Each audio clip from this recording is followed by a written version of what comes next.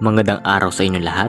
Ngayon tatalakayin natin ang mainit na balita tungkol kina Jericho Rosales at Janine Gutierrez, mula sa kanilang mga nakakakilig na sightings hanggang sa mga kontrobersyal na isyu na bumabalot sa kanilang ugnayan.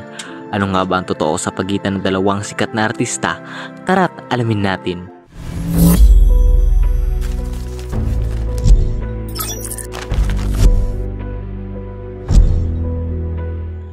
Unang lumabas ang mga balita tungkol kina Jericho Rosales at Janine Gutierrez nang makita silang magkasama sa Power Plant Mall sa Makati. Isang netizen ang nagpost ng blurred na larawan ng dalawa habang bumibili ng snacks sa Jamaican Fatty bago manood ng sine. Maraming netizens ang nag-react sa post na ito at nagtatanong kung may namamagitan nga ba sa dalawa o kung simpleng pagkakaibigan lamang ito. Makikita sa mga komentaryo ng netizens na hati ang opinyon tungkol dito.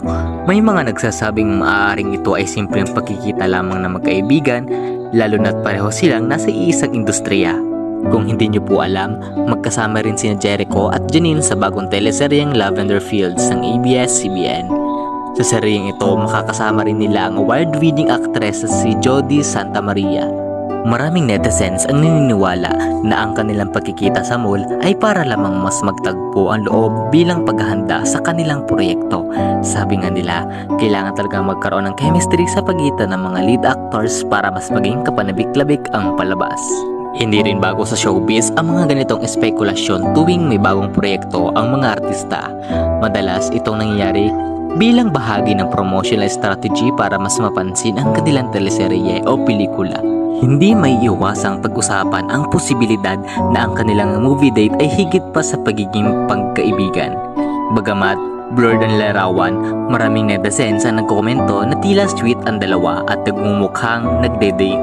Sa isang panayam, sinabi ni Jericho na excited siya sa kanilang proyekto at na-appreciate niya ang pagiging professional at talent ni Janine.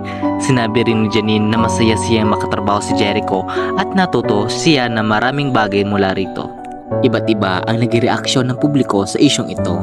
May mga fans na nagsasabing okay lang kung sila ay nagdi-date basta huwag nasasaktan o may naaapakang iba.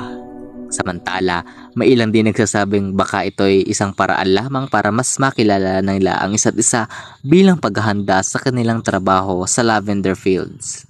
Sa kabila ng mga haka-haka, wala pang opisyal na pahayag mula kina Jericho at Janine tungkol sa tunay na estado ng kanilang relasyon.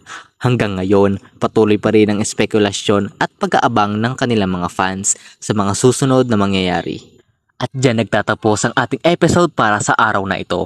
Ano sa tingin ninyo? May something nga ba sina Jericho Rosales at Janine Gutierrez? O ito'y isa lamang malaking pagkakaibigan? I-comment na ang inyong mga opinion at huwag kalimutang mag-subscribe para sa mga latest updates sa mundo ng showbiz. Salamat sa panonood at kita-kits ulit sa susunod nating video.